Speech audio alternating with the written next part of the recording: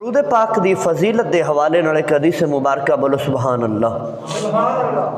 پھر انشاءاللہ عز و جل اسی مشاہدات جڑے آقا عرشاں تے گئے کی کچھ ویکھیا اور واپس آ کے اپنی امت نو اس دی تعلیم عطا فرمائی۔ مشاہدات مصطفیٰ صلی اللہ علیہ وآلہ وسلم۔ سب تو پہلے درود پاک دی فضیلت دے حوالے نال ایک حدیث مبارکہ میرے آقا کریم صلی اللہ علیہ وآلہ وسلم دے غلام حضرت مولا کائنات مشکل کشا کرم اللہ وجہ الکریم اس حدیث دے راوی فرمایا، اے میرے صحابہ میں جنت چ گیا نہ تے ایک میں پھل ویکھیا۔ مشاہدات اج دا موضوع بھی مشاہدات تے درود پاک دی فضیلت دے حوالے نال بھی۔ میں جنت چ ایک پھل ویکھیا،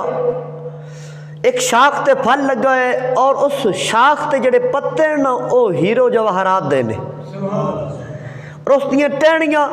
مشک و امبر دیاں نے، خوشبودار نے، مشک و امبر دیاں نے، اور جڑا پھل لگا ہوا ہے نا وہ انار تو چھوٹا ہے اور سیب تو بڑا ہے۔ میرے روح کائنات دے صحابہ حیران ہوئے، سونے ایڈا سونا ایڈا خوشبودار۔ فرمایا کہ ہاں اے میرے غلاموں، وہ اتنا خستہ اور لذیذ ہے کہ اگر انہوں کوئی کھا لوے گا نا دنیا دیا ساریاں مٹھاساں اس دے اندر شامل ہو جان گی۔ اتنا میٹھا، اتنا لذیذ، اتنا خستہ، اتنا بہترین۔ یا رسول اللہ صلی اللہ علیہ وسلم، اے ویکھن نو سونا بھی ہے، کھان نو میٹھا بھی ہے، اے بہترین ہے، تے کھائے گا کون؟ تو میرے روح کائنات نے ارشاد فرمایا، جڑا میری ذات درود و سلام دے نظرانے پیش کرے گا کل قیامت والے دن اے پھل اس خوش نصیب نو ملے گا۔ تو سارے مل کے درود و سلام دا نظرانہ پیش کر، صلاۃ و سلام علیکہ یا سیدی یا رسول اللہ وعلا آلکہ و اصحابکہ یا نبی اللہ۔ آقا کریم صلی اللہ علیہ وسلم دے مشاہدات دے حوالے نال واقعہ معراج، میرے آقا کریم صلی اللہ علیہ وسلم رب کائنات دی بارگاہ دے اندر ملاقات واسطے گئے، آسمانہ تکر براق تے گئے۔ سوال ہاں استاد جی، کوئی براق تے ہور بھی نبی سوار ہوئے؟ آقا کریم صلی اللہ علیہ وسلم تو علاوہ تو روایات چے لفظ موجود نے۔ حضرت ابراہیم خلیل اللہ جدوں اپنے بیٹے نو اسماعیل ذبیح اللہ نو مکہ دی وادی چھوڑیا نا تے آپ رب العالمین دی بارگاہ التجا کیتی، یا اللہ مینوں سواری چاہیے، رب نے جنت چوں براق بھیج دیتا۔ تو حضرت ابراہیم علیہ السلام آپ بھی جدوں ملاقات واسطے ارادہ فرماندے اپنے بیٹے اسماعیل دی ملاقات واسطے براق تے سوار ہو کے جاندے سن، لیکن اس براق دی سپیڈ کم آئی، اس دی رفتار کم آئی، اور اے براق تے پھر شاہد و عالم نور مجسم صلی اللہ علیہ وسلم دی زیر نگرانی اے سواری بنیا، میرے آقا دی سواری بنیا۔ جدو آقا دا جسم مبارک لگا اے براق پھر جتھے حد نکاح ختم ہوندی جائی، ایک قدم ایتھے ہوندا جتھے دوسری نظر ختم ہوندی جائی، دوسرا قدم اس براق دا اوتھے پہنچ جاندا سی۔ اے براق بھی اپنی قسمت تے ناز کردہ۔ آؤ میرے آقا کریم صلی اللہ علیہ وسلم نے جڑے مشاہدات فرمائے، رب العالمین دیوار گاہ دے اندر میرے آقا کریم صلی اللہ علیہ وسلم حاضر ہوئے۔ رب العالمین نے قرآن پاک دے اندر ارشاد فرمایا، اوحا بعبدہ اوحا، کہ میں وحی کیتی اپنے بندے دی طرف وحی فرمائی، اور فکان کعبہ قوسین او ادنا، اے لقابات رب العالمین نے عطا فرمائے۔ اللہ رب العزت دی بارگاہ دے اندر جدوں میرے آقا پہنچے نا تو میرے رب نے فرمایا، اے میرے حبیب دنیا تو کی لے کے میری بارگاہ دے اندر حاضر ہوئے؟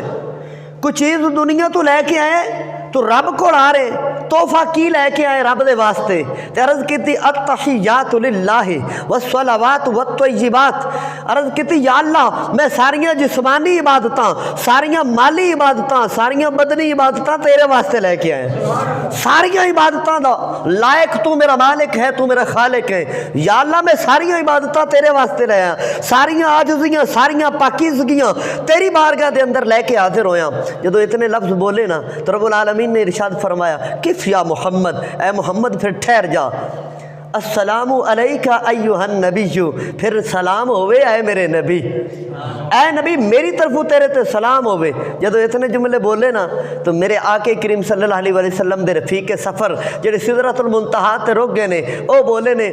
السلام علینا وعلی عباد اللہ الصالحین، اے رحمتاں اور برکتاں صرف آقا واسطے نہیں، السلام علینا ساڈے تے بھی ہون گیاں، وعلی عباد اللہ الصالحین، اور جڑے نیکوکار اللہ دے ولی قیامت تک صالح بندے آن گے سارے تے اللہ دی رحمتاں نازل ہون گی انہاں تے سلام نازل ہوے گا فرشتے بیک زبان بولے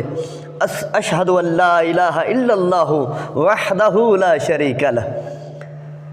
اشہد ان لا الہ الا اللہ اشہد ان محمدن عبدہ ورسولہ اے جدو فرشتے بولے انہوں نے گواہی دیتی تو رب العالمین دی بارگاہ دے اندر التحیات دا تحفہ پیش کیتا گیا اور رب العالمین نے سلام دا تحفہ عطا فرمایا سلام دا تحفہ اللہ رب العزت دے پیارے حبیب نے فرمایا کہ جدوں اللہ رب العزت نے اپنا دست قدرت اپنی شیان شان میرے کندھیاں دے درمیان شانیاں دے درمیان رکھیا نا تے میں ملکوت السماوات دی ہر چیز نو پہچان لیا عرفتو میں اس تے واقف کار ہو گیا صرف ویکھیا ہی نہیں بلکہ میں انہوں پہچان لیا مینوں پکی سیان ہو گئی میں ساری دی پہچان کر لی سیان لیا اور روح کائنات جانے دو عالم شفیع معظم صلی اللہ علیہ وآلہ وسلم اللہ دی بارگاہ چ واپس ہٹن لگے فرمایا حبیب میری بارگاہ چ جان لگا تو کوئی تحفہ ہی لیندا جا تیری امت سوال کرے گی سونیا رب کولوں کی لے کے آئے ہو تو میں بخشش دے پروانے تے جاری کراں گا اے تے وعدے میں لے لینے کہ قیامت والے دن میں اپنی امت دی سفارش کراں گا اے وعدہ تے میں لے لے شب معراج لیکن ہن میں نقدی کی لے کے جاواں گا تو کچھ نقد تے کچھ ادھار سونیا تو قیامت والے دن تیری شان محبوبی بھی کھائی جاوے گی کہ رب دا اتنا حبیب ہے کل قیامت دا دن ہوے گا سونیا تو منگدا جاویں گا میں رب عطا کردا جاواں گا تے ہن نقد بھی لئی جا یا اللہ کی عطا کرن لگا فرمایا 50 نماز دا تحفہ لے کے جا حضرت موسیٰ کلیم اللہ چوتھے آسمان تے موجود میرے آقا کریم صلی اللہ علیہ وسلم میں ملاقات ہوئی سونیا اللہ کیڑا تحفہ دیتا ہے مینوں تے تورات رب نے عطا فرمائی ہے میں جدو کلام رب نال کیتا تانوں کی عطا فرمایا فرمایا 50 نماز رب نے عطا فرمائی حضرت موسیٰ بولے پڑھنی ہے کوئی نہیں تھوڑیاں کرا لے المختصر 45 نمازاں معاف حضرت موسیٰ کلیم اور تھوڑیاں کرا لو 5 تو بھی تھوڑیاں کرا لو تو میرے آقا نے فرمایا میں جاواں تے تھوڑیاں تے اور جانگیاں لیکن محمد نو حیا ہوندا ہے